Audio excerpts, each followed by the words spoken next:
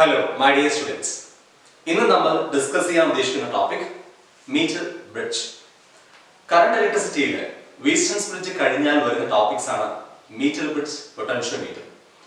ഈ രണ്ട് കൺസെപ്റ്റുകളും നമുക്ക് പ്രാക്ടിക്കലിലും പ്രതീക്ഷിക്കാവുന്ന ക്വസ്റ്റ്യൻസ് ആണ്. ആ കാരണത്താൽ ഇന്ന് നമ്മൾ ആ പ്രാക്ടിക്കൽ സിറ്റുവേഷൻസിലാണ് മീറ്റർ ബ്രിഡ്ജ് എക്സ്പ്ലെയിൻ ചെയ്യാൻ ഉദ്ദേശിക്കുന്നത്. നിങ്ങൾക്ക് ആ പ്രാക്ടിക്കൽ സൈഡ് കൂടി എന്താവും ക്ലിയർ ആവും. അപ്പോൾ മീറ്റർ ബ്രിഡ്ജ് എന്ന് പറയുന്ന instrument, this is metre bridge. ഇതാണ് മീറ്റർ ബ്രിഡ്ജ് എന്ന് പറയുന്ന ഇൻസ്ട്രുമെന്റ്. അപ്പൊ ഈ മീറ്റർ ബ്രിഡ്ജിന് എന്തുകൊണ്ടാണ് ഈ പേര് വരാൻ കാരണം? Why it is called so? അതായത് വീസ്റ്റൺസ് ബ്രിഡ്ജിന്റെ പ്രിൻസിപ്പിളിൽ വർക്ക് ചെയ്യുന്നതാണ് മീറ്റർ ബ്രിഡ്ജ്. മീറ്റർ ബ്രിഡ്ജിന്റെ പ്രിൻസിപ്പിൾ എന്ന് പറയുന്നത് വീസ്റ്റൺസ് ബ്രിഡ്ജ് ആണ്. അപ്പോൾ വീസ്റ്റൺസ് ബ്രിഡ്ജിൽ എന്തുകൊണ്ടാണ് വീസ്റ്റൺസ് ബ്രിഡ്ജ് എന്ന പേര് വരാൻ കാരണം എന്ന് ഓൾറെഡി ഡിസ്കസ് ചെയ്തതാണ്. വീസ്റ്റൺ എന്ന സയന്റിസ്റ്റ് ആണ് അത് ഇൻവെന്റ് ചെയ്തത്.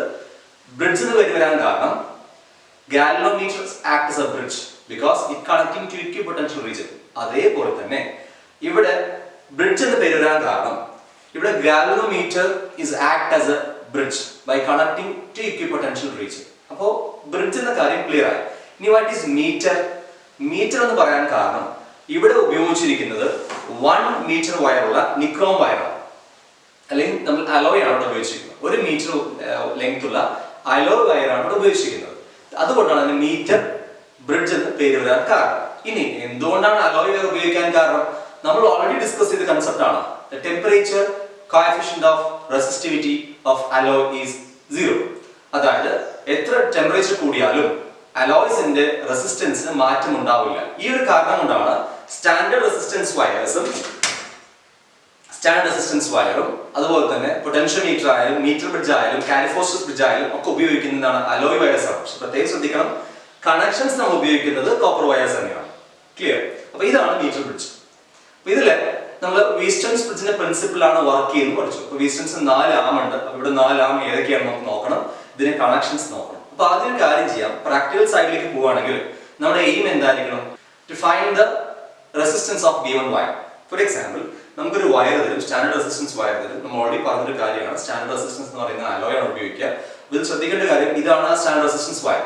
അപ്പൊ ഇത് ഇങ്ങനെ ഉപയോഗിക്കാൻ കാരണം ചില സ്കൂൾസിൽ ഈ ഒരു സെറ്റപ്പ് ആണ് ഉണ്ടാവുക. അപ്പൊ അവർക്കും ക്ലിയർ ആവാൻ വേണ്ടിയാണ് ഈ ഒരു സെറ്റപ്പ് കൊടുത്തിരിക്കുന്നത്. അപ്പൊ ഇതാണ് നമ്മുടെ ഈ വയറിന്റെ റെസിസ്റ്റൻസ് നമ്മൾ കാണാൻ പോകുന്നത്. ഈ അലോയ് വയറിന്റെ അല്ലെങ്കിൽ ഈ റെസിസ്റ്റൻസിന്റെ വയറിന് എന്താണ്, ഈ അലോയ് വയറിന്റെ റെസിസ്റ്റൻസ് ആണ് കാണാൻ പോകുന്നത്. അപ്പോൾ ഈ ഒരു ഇൻസ്ട്രുമെന്റ് വെച്ച് നമ്മൾ കാണുന്നത്, നമുക്കറിയാം വീസ്റ്റൺസ് ബ്രിഡ്ജിൽ നമ്മൾ കാണുന്നത് എന്താണ്, to find the unknown resistance by using adjustable 3 resistance ആണ്. അപ്പോൾ അതേപോലെ ഇവിടെ നമ്മൾ കാണുന്നത് to find the resistance of a given wire, or we can also find the resistivity. Resistance കണ്ടു കഴിഞ്ഞാൽ നമുക്ക് റെസിസ്റ്റിവിറ്റി എന്ത് ചെയ്യാൻ പറ്റും, കാണാൻ പറ്റും. അപ്പോൾ ഇവിടെ നമുക്ക് റെസിസ്റ്റൻസ് ആണ് ആദ്യം കാണുന്നത്.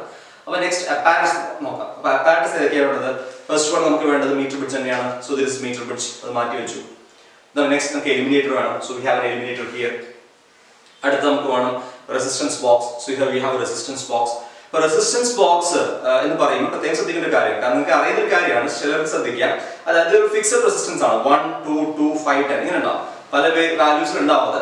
അപ്പൊ ഇതിൽ ശ്രദ്ധിക്കേണ്ട ഒരു കാര്യം, റെസിസ്റ്റൻസ് ബോക്സ് ആകുമ്പോൾ എപ്പോഴും എല്ലാ കീയും ആദ്യം ടൈറ്റ് ആണെന്ന് നോക്കണം. കാരണം ഇതിൽ ശ്രദ്ധിക്കേണ്ട ഒരു കാര്യം, ഫോർ എക്സാമ്പിൾ 1 ഓം റെസിസ്റ്റൻസ് നമ്മൾ എടുക്കരുത്.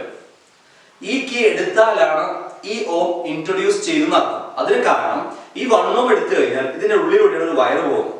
അപ്പൊ നോർമലി ഈ കീ എടുക്കുമ്പോൾ ആ 1 ഓമിലൂടെ കറണ്ട് പാസ് ചെയ്യുമ്പോൾ ആ റെസിസ്റ്റൻസ് ബോക്സ് 1 ഓം ഇൻട്രൊഡ്യൂസ് ചെയ്തു അർത്ഥം. അതിനർത്ഥം കീ എടുക്കുമ്പോഴാണ് 1 ഓം ഇൻട്രൊഡ്യൂസ് ചെയ്തു എന്നർത്ഥം. നേരെ മറിച്ച് കീ ആണെങ്കിലോ അങ്ങനെയല്ല. ഫോർ എക്സാമ്പിൾ ഇത് കീ ആണ്, നമുക്ക് ആവശ്യമുള്ള അപ്പാരറ്റസ് ആണ് കീ. കീ എടുത്തു കഴിഞ്ഞാൽ ഓപ്പൺ ആണ്, കീ ഇട്ട് കഴിഞ്ഞാൽ ക്ലോസ്ഡ് ആണ്. ഇവിടെ നേരെ തിരിച്ചാണ്, ഇട്ട് കഴിഞ്ഞാൽ അത് ആ ഓം ഇല്ല എന്നാണ്, എടുത്താലാണ് 1 ഓം ഇൻട്രൊഡ്യൂസ് ചെയ്തു എന്നർത്ഥം. ഇനി 2 ഓം വേണമെങ്കിലോ 2 ഓം ആണെങ്കിൽ 2 എടുത്തു കഴിഞ്ഞാൽ ശ്രദ്ധിക്കണം 1 ഉം 2 കൂടി 3 ആവും.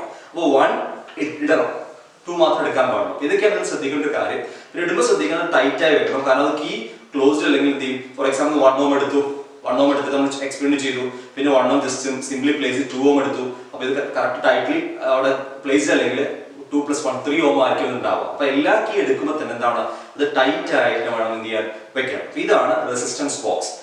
Next one galvanometer. ഗാൽവനോമീറ്റർ നമുക്കറിയാം എപ്പോഴും പൊതുവെ ചോദിക്കുന്നതാണ്, what is the difference between galvanometer and ammeter. രണ്ടും കറണ്ട് നമുക്ക് അളക്കുന്ന ഡിവൈസ് ആണ്. പക്ഷെ ഗാൽവനോമീറ്റർ നീഡിൽ നോക്കിയാൽ അത് സെന്ററിലാണ് നീഡിൽ ഉണ്ടാവുക, അമ്മീറ്റർ നീഡിൽ നമുക്ക് ഒരു എൻഡിലാണ് ഉണ്ടാവുക.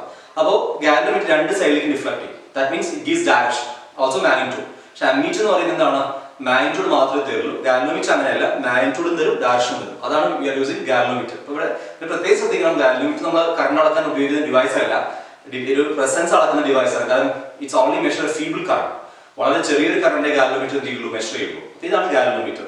ഇനി നമുക്ക് വേണ്ടത് connection wires and we have jockey. ഈ ഇത്രയാണ് നമുക്ക് അപ്പാരറ്റസ് റിക്വയർഡ് ഈ എക്സ്പെരിമെന്റ് ചെയ്യാൻ. ഇനി നമുക്ക് ഈ സർക്യൂട്ടിൽ കണക്ട് പറയുന്ന പോലെ നമുക്ക് സർക്യൂട്ട് എന്ത് ചെയ്യാം, കണക്ട് ചെയ്യാം. അപ്പൊ അതിന് നമുക്ക് പോസിറ്റീവ് ടേം എലിമിനേറ്ററിൽ നിന്ന് സ്റ്റാർട്ട് ചെയ്യാം. അപ്പൊ എലിമിനേറ്ററിൽ നിന്ന് അപ്പൊ അത് ചെയ്യുന്നതിന് മുന്നേ എപ്പോഴും ശ്രദ്ധിക്കേണ്ട ഒരു കാര്യം, ഏറ്റവും വലിയൊരു വയറെടുത്ത് മാറ്റി വയ്ക്കുക. അത് നമുക്ക് നോർമലി വേണ്ടത് ഗാൽവനോമീറ്ററിലേക്ക് വേണം. ഏറ്റവും വലിയൊരു വയറെടുത്ത് നമ്മൾ മാറ്റി വെച്ചു. അത് നമുക്ക് കണക്ട് ചെയ്യേണ്ടത്, കാരണം ജോക്കിലേക്ക് കണക്ട് ചെയ്യണം, കാരണം ജോക്കി മൂവ് ചെയ്യാനുള്ളതാണ്. അപ്പൊ ജോക്കിലേക്ക് കണക്ട് ചെയ്യണം. അപ്പൊ നമ്മൾ നോർമലി എന്ത് ചെയ്യും, ആ വലിയ വയർ അതെടുത്ത് മാറ്റി വെച്ചു. ഇനി നമ്മൾ ചെയ്യുന്നത്, ഇത് ലെഫ്റ്റ് ഗ്യാപ്പ് ആണ്, ഇത് റൈറ്റ് ഗ്യാപ്പ് ആണ്. രണ്ട് ഗ്യാപ്പുള്ള left gap and right gap. നമ്മൾ ആദ്യം കണക്ട് ചെയ്യുന്നത് ലെഫ്റ്റ് ഗ്യാപ്പിൽ നമ്മൾ അൺനോൺ റെസിസ്റ്റൻസ് കണക്ട് ചെയ്യും, റൈറ്റ് ഗ്യാപ്പിൽ നമ്മൾ റെസിസ്റ്റൻസ് ബോക്സ് കണക്ട് ചെയ്യും. ക്ലിയർ? അപ്പൊ നമ്മൾ ആദ്യം കാര്യം ചെയ്യാം, ഒരു ഭാഗത്ത് എക്സ്പീരിയൻസ് സ്റ്റാർട്ട് ചെയ്യാം. എപ്പോഴും ശ്രദ്ധിക്കേണ്ട കാര്യം, പ്രാക്ടിക്കൽസ് ചെയ്യുമ്പോൾ 3-4 പേരുണ്ടാവും ഒരു ബാച്ചിൽ. ഒരാൾ ഒരു ഭാഗത്ത് നിന്ന് സ്റ്റാർട്ട് ചെയ്യും, മറ്റുള്ള വേറൊരു ഭാഗത്ത് നിന്ന് സ്റ്റാർട്ട് ചെയ്യും. അങ്ങനെയൊക്കെ ചെയ്യുമ്പോൾ ബുദ്ധിമുട്ട്, എക്സാംസിന് തനിയെ ചെയ്യാൻ അറിയില്ല. ഓരോരുത്തരും തനിയെ ചെയ്ത് നോക്കുന്നതാണ് കുറച്ചുകൂടി നല്ലത്. അപ്പോൾ ലാബിലേക്ക് പോകുന്നതിന് മുന്നേ സർക്യൂട്ട് ഡയഗ്രാം പഠിച്ചു വെക്കുക, ബേസിക് പ്രിൻസിപ്പിൾസ് ഒക്കെ പഠിച്ചു വെക്കുകയാണെങ്കിൽ നിങ്ങൾക്ക് അവിടെ എന്തെങ്കിലും എക്സ്ട്രാ കാര്യങ്ങൾ ചെയ്യാനും ടീച്ചേഴ്സിനോട് ഡൗട്ട്സ് ചോദിക്കാനും വളരെ യൂസ്ഫുൾ ആണ്. എപ്പോഴും പ്രാക്ടിക്കൽസ് പോകുന്നതിന് മുന്നേ ബേസിക് തിയറീസും ആ ഇൻസ്ട്രുമെന്റിനെ കുറിച്ചും അറിഞ്ഞിരിക്കുന്നത് നല്ലതാണ്. അല്ലെങ്കിൽ പ്രീവിയസ് ആയിട്ട് ചെയ്ത ആരെങ്കിലും ഉണ്ടെങ്കിൽ അവരോട് ചോദിച്ചെന്ത് ചെയ്യുക, അത് മനസ്സിലാക്കി എങ്ങനെയാണ് ചെയ്യുക. കാരണം നിങ്ങൾക്ക് ലാബ് ടൈം വളരെ കുറവായിരിക്കും. അവർ സമയം കൊണ്ട് എന്ത് ചെയ്യുക, അല്ലാതെ ഒരാളെ കണക്ഷൻ ചെയ്യുക, ഒരാൾ റീഡിങ് എടുക്കുക, ഒരാൾ കാൽക്കുലേഷൻ ചെയ്ത് കഴിഞ്ഞാൽ എക്സാമിനെല്ലാം ഒരാളാണ് ചെയ്യുന്നത്. അപ്പൊ ആ ഒരു ഡിഫിക്കൽട്ടി വരുന്നതുകൊണ്ട് എപ്പോഴും എല്ലാവരും തനിയെ ചെയ്യാൻ ശ്രദ്ധിക്കുക. അപ്പൊ നമ്മൾ ആദ്യം സ്റ്റാർട്ട് ചെയ്യുന്നത് എലിമിനേറ്റർ സ്റ്റാർട്ട് ചെയ്യും. Eliminator positive terminal. പൊതുവെ എലിമിനേറ്റർ പോസിറ്റീവ് എന്ന് പറയുമ്പോൾ റെഡ് ആണ്. ഈ റെഡിൽ നമ്മൾ എന്ത് ചെയ്യുന്നു, ഒരു കണക്ഷൻ കൊടുത്തു. കണക്ഷൻസ് എല്ലാം പ്രോപ്പർലി ടൈറ്റ് ആവണം. പിന്നെ എന്താണ്, തുടങ്ങുന്നതിന് മുന്നേ സാൻഡ് പേപ്പർ വെച്ച് എന്ത് ചെയ്യുക, റബ്ബ് ചെയ്തിട്ട് എന്ത് ചെയ്യുക, ഈ ത്രെഡൊക്കെ മാറ്റി വെക്കുക. കാരണം ത്രെഡ് ഇൻസുലേറ്റഡ് ആണ്, ഇടയിൽ വരാൻ പാടില്ല. അപ്പോൾ പോസിറ്റീവ് ടെർമിനലിൽ നമ്മൾ എന്ത് ചെയ്യുന്നു, ഒരു കണക്ഷൻ കൊടുക്കണം. എന്ന പോയിന്റിലേക്ക് എന്ത് ചെയ്തു, കണക്ഷൻ കൊടുത്തു. നമ്മൾ എവിടെയാണോ പോസിറ്റീവ് ടെർമിനൽ കൊടുക്കുന്നത് അതാണ് നമ്മുടെ എ എന്ന് പറയുന്ന പോയിന്റ്.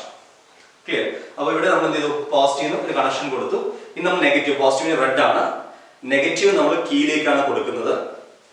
നെഗറ്റീവ് ഹിയർ ബ്ലാക്ക് ആണ്. നെഗറ്റീവ് ഒന്ന്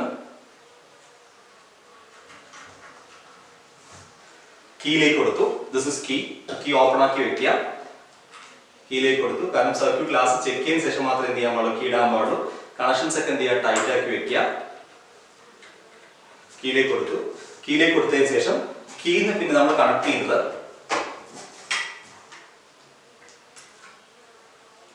നെക്സ്റ്റ് എൻഡിലേക്കാണ്. നെക്സ്റ്റ് എൻഡിലേക്ക് കണക്ട് ചെയ്യും.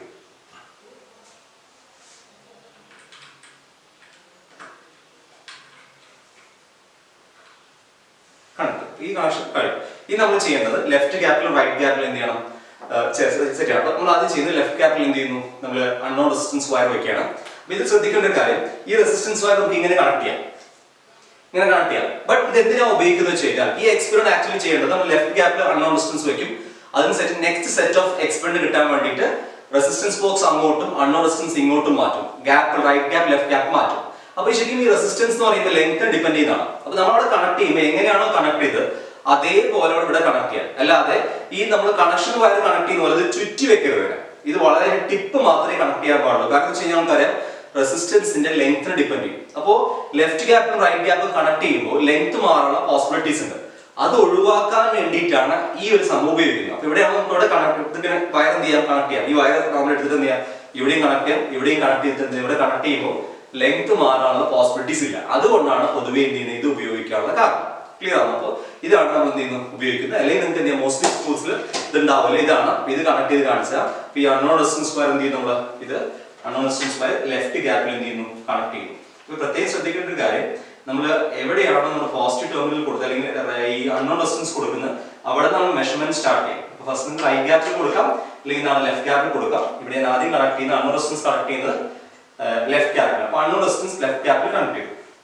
ഇനി വി ഹാവ് റെസിസ്റ്റൻസ് ബോക്സ്. അപ്പൊ റെസിസ്റ്റൻസ് ബോക്സ് ഞാൻ കണക്ട് ചെയ്യുന്നത് റൈറ്റ് ഗ്യാപ്പിലാണ്. റെസിസ്റ്റൻസ് ബോക്സിന് രണ്ട് കണക്ഷൻസ് ഞാൻ എടുത്തു. കണക്ട് ചെയ്യുമ്പോൾ ശ്രദ്ധിക്കണം, ത്രെഡ് എന്ത് ചെയ്യാൻ പാടില്ല, ത്രെഡ് ഇൻസുലേറ്റ് ആണ്, ത്രെഡ് അടി വന്ന് ബ്ലോക്ക് ആവാൻ പാടില്ല. റെസിസ്റ്റൻസ് ബോക്സിന് റൈറ്റ് ഗ്യാപ്പിലേക്ക് എന്ത് ചെയ്തു, കണക്ഷൻസ് പ്രൊവൈഡ് ചെയ്തു. പിന്നെ കണക്ഷൻസ് ചെയ്യുമ്പോൾ എപ്പോഴും ശ്രദ്ധിക്കുക, നമ്മൾ ആ സർക്യൂട്ടിൽ കാണുന്ന പോലെ ഇത് ആ സർക്യൂട്ട് നോക്കി ഇവിടെ നമുക്ക് ആ സർക്യൂട്ട് പോലത്തെ ഒരു ഫീൽ ചെയ്യണം. അപ്പോഴേ അത് നമുക്ക് എന്തെങ്കിലും ചെക്ക് ചെയ്യാനൊക്കെ പറ്റില്ല. അല്ലാതെ ഓരോ വയർ അടിയിലൂടെ പോയി അങ്ങനെ എന്തും ചെയ്യാൻ പാടില്ല, കണക്ട് ചെയ്യാൻ പാടില്ല. ഇപ്പോൾ റെസിസ്റ്റൻസ് ബോക്സ് എന്ത് ചെയ്തു, നമ്മളിപ്പോൾ കണക്ട് ചെയ്തു. Next jockey. അപ്പോൾ ഇനി നമുക്കുള്ളത് ഗാലനോമീറ്റർ ആണ്. അപ്പോൾ നമ്മൾ ചെയ്യുന്നത് ഈ സെന്ററിൽ നോബ് ഉണ്ട്, ഈ നോബ് എന്ത് ചെയ്യുന്നു, ഗാലനോമീറ്ററിന്റെ പോസിറ്റീവിലേക്ക് കണക്ട് ചെയ്യും.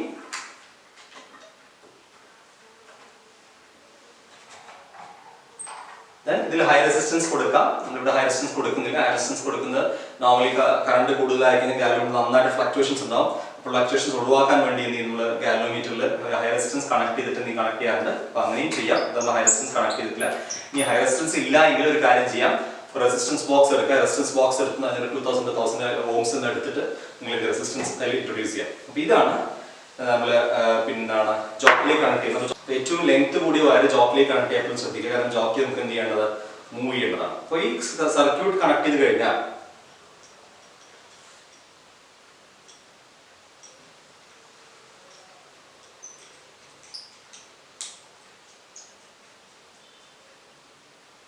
നമുക്ക് നോർമലി കണക്ഷൻസ് എല്ലാം കഴിയും. കണക്ഷൻസ് കഴിയുമ്പോൾ ഈ സർക്യൂട്ടിൽ എങ്ങനെയാണുള്ളത് ആ കണക്ഷൻസ് ഇവിടെ നോക്കിയാൽ നമുക്ക് കാണാം. അപ്പോൾ ലെഫ്റ്റ് ക്യാപ്പിൽ അൺനോൺ റെസിസ്റ്റൻസ് കണക്ട് ചെയ്തു, റൈറ്റ് ക്യാപ്പിൽ റെസിസ്റ്റൻസ് ബോക്സ് കണക്ട് ചെയ്തു, ദെൻ പോസിറ്റീവ് എൻഡ് എയിലേക്ക് പോയിന്റിലേക്ക് കൊടുത്തു, ദെൻ നെഗറ്റീവ് എൻഡ് കീയിലേക്ക് കൊടുത്തു, കീയിൽ നമ്മൾ ബി എന്ന പോയിന്റിലേക്ക് കൊടുത്തു. അപ്പോൾ ഏതാണ് നമ്മൾ പോസിറ്റീവ് എൻഡ് കൊടുക്കുന്നത് എ ആയിട്ട് കൺസിഡർ ചെയ്യാം. അപ്പോൾ ലെഫ്റ്റ് ക്യാപ്പിലാണ് നമ്മൾ പ്രവർത്തിക്കുന്നത്. ഇനി സെന്ററിൽ നിന്ന് ഗാലനോമീറ്റർ പോസിറ്റീവിലേക്ക് കൊടുത്തു, ഗാലനോമീറ്റർ നെഗറ്റീവ് ജോക്കിലേക്ക് കൊടുത്തു. ഇനി എന്താ വെച്ചാൽ സർക്യൂട്ട് നോക്കി ഓക്കെയാണ്. ഇനി കീ എന്ത് ചെയ്യുന്നു, ഇടുന്നു. കീ ഇട്ടതിന് ശേഷം നമ്മൾ ബാറ്ററി ഓൺ ചെയ്യുന്നു. ബാറ്ററി ഓൺ ചെയ്യും. ഇനി ബാറ്ററി ഓൺ ചെയ്തതിന് ശേഷം നമ്മൾ ചെയ്യേണ്ടത് ഈ കണക്ഷൻസ് കറക്റ്റ് ആണോ എന്ന് അതിന് ചെയ്യേണ്ട ഒരു കാര്യം, ഗാലനോമീറ്റർ എ എന്ന പോയിന്റിൽ വെക്കാം. അപ്പോൾ എ എന്ന പോയിന്റിൽ വെക്കുമ്പോൾ ഗാലനോമീറ്റർ എന്ത് ചെയ്യും, ലെഫ്റ്റ് സൈഡ് ഡിഫ്ലക്ഷൻ കാണിക്കും. ഇനി ബി എന്ന പോയിന്റിലേക്ക് വെക്കുമ്പോൾ റൈറ്റ് സൈഡ് ഡിഫ്ലക്ഷൻ കാണിക്കും. ഇത് തിരിച്ചു വെച്ചുകൊണ്ടാണ് ഓപ്പോസിറ്റ് കാണിക്കുന്നത്. അപ്പോൾ ഇങ്ങനെ നോക്കി രണ്ട് ഓപ്പോസിറ്റ് ഡിഫ്ലക്ഷൻസ് കിട്ടിക്കഴിഞ്ഞാൽ നമുക്ക് മനസ്സിലായി നമ്മുടെ കണക്ഷൻസ് ഓൾമോസ്റ്റ് കറക്റ്റ് ആണ്. കണക്ഷൻ ചെയ്യുമ്പോൾ ശ്രദ്ധിക്കുന്നത് കണക്ഷൻസ് ഒക്കെ ടൈറ്റ് ആക്കി വെക്കുക.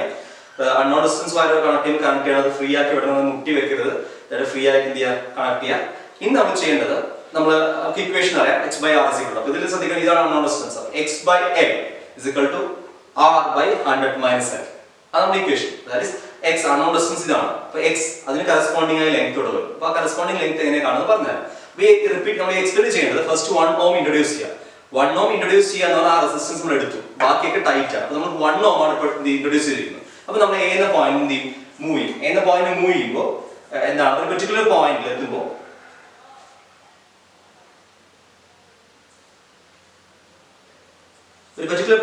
ഡിഫ്ലക്ഷൻ കാണിച്ചു.